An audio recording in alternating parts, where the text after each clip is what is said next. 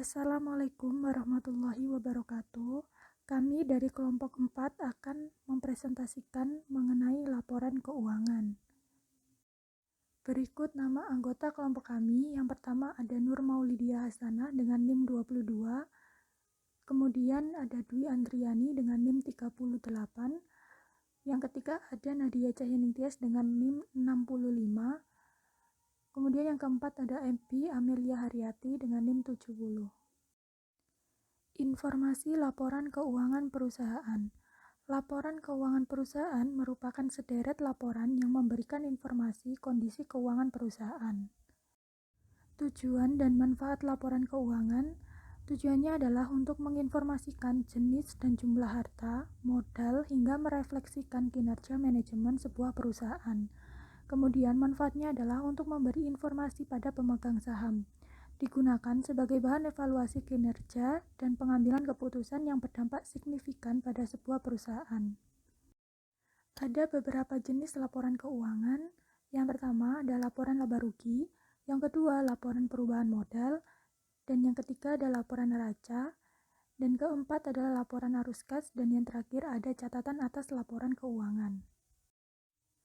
Analisa rasio keuangan perusahaan merupakan bentuk analisis untuk mengukur kinerja perusahaan berdasarkan data perbandingan yang ditulis dalam laporan keuangan, seperti laporan neraca, laba rugi, dan arus kas dalam satu periode tertentu.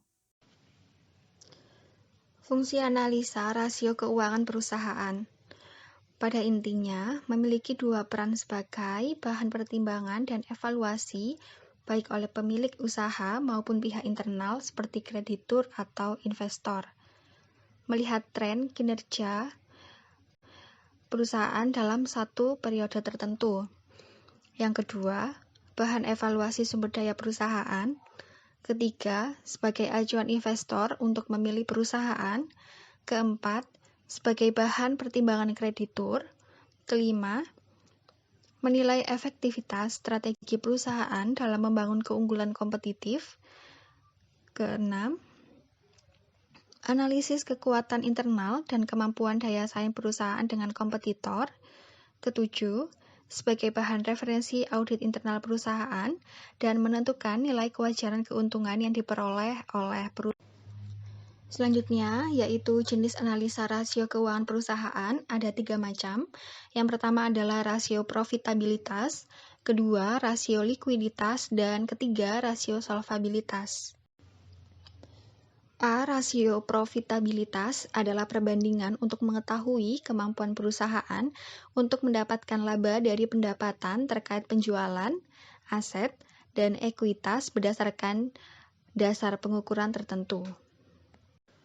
Selanjutnya, jenis-jenis rasio profitabilitas, yaitu ada margin laba kotor atau gross profit margin, yaitu untuk menilai persentase laba kotor terhadap pendapatan yang dihasilkan dari penjualan.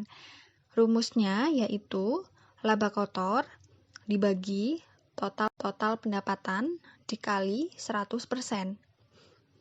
Kemudian yang kedua yaitu ada margin laba bersih atau net profit margin untuk menilai persentase laba bersih yang didapat setelah dikurangi pajak terhadap pendapatan yang diperoleh dari penjualan.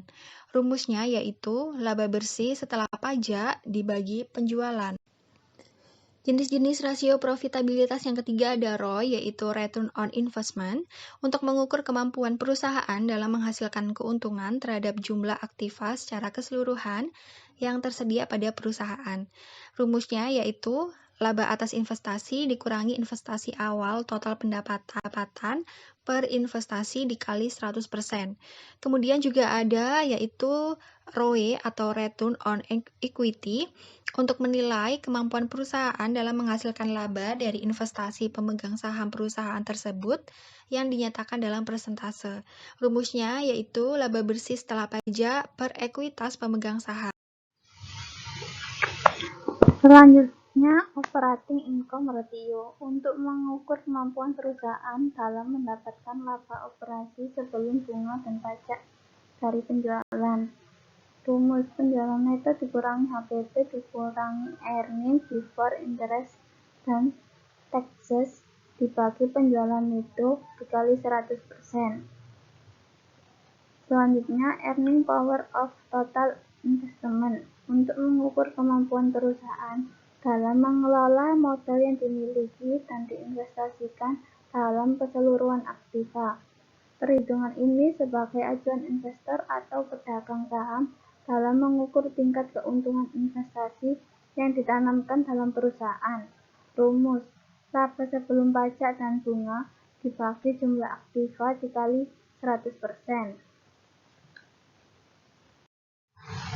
Selanjutnya, return on net worth untuk mengukur kemampuan modal sendiri yang diinvestasikan untuk menghasilkan pendapatan bagi pemegang saham. Rumus: earning after tax dibagi jumlah modal sendiri dikali 100%.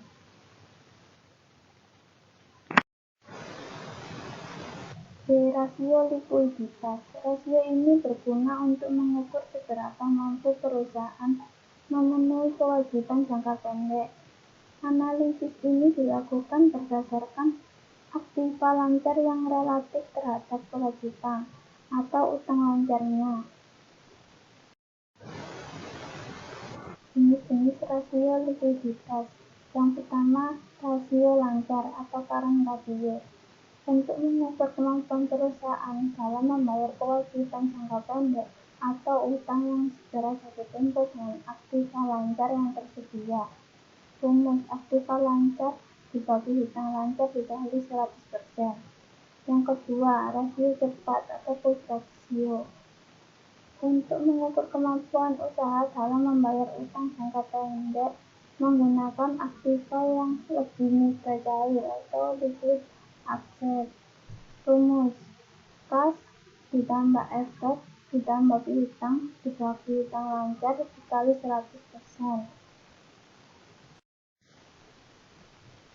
Yang ketiga, rasio kas atau cash ratio.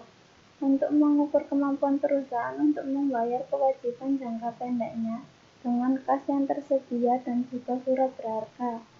Kas yang dimaksud adalah uang perusahaan yang disimpan di kantor atau di bank dalam bentuk rekening koran, dan surat berharga merupakan harta setara kas yang dengan mudah diuangkan kembali. Rumus: kas ditambah efek dibagi hutang lancar.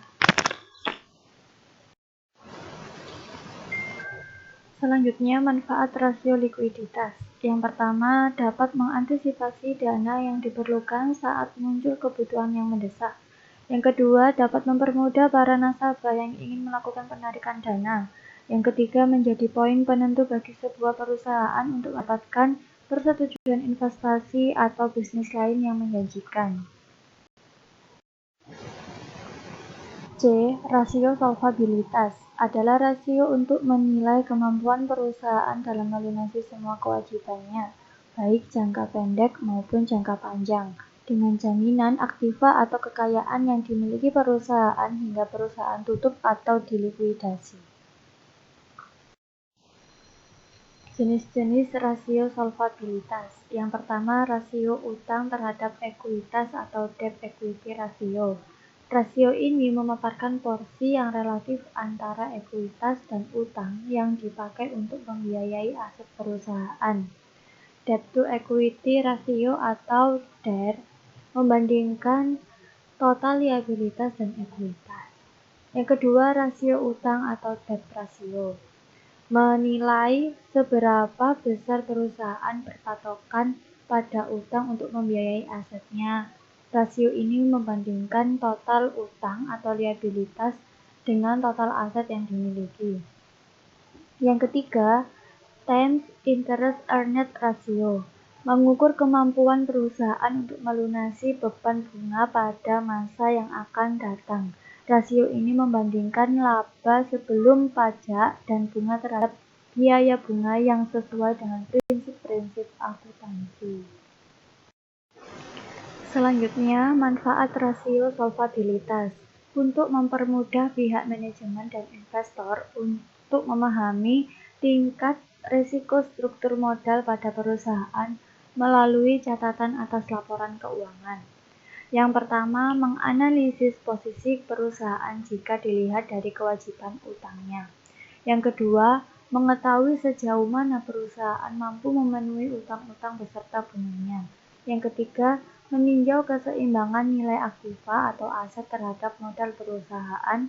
Yang keempat, mengetahui berapa banyak aset perusahaan yang disokong oleh utang.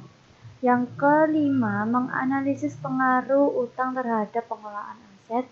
Yang keenam, mengetahui berapa porsi modal perusahaan yang dijadikan jaminan utang jangka panjang. Yang terakhir yaitu mengetahui jumlah dana pinjaman yang akan segera ditagih atau jatuh tempo terhadap modal perusahaan.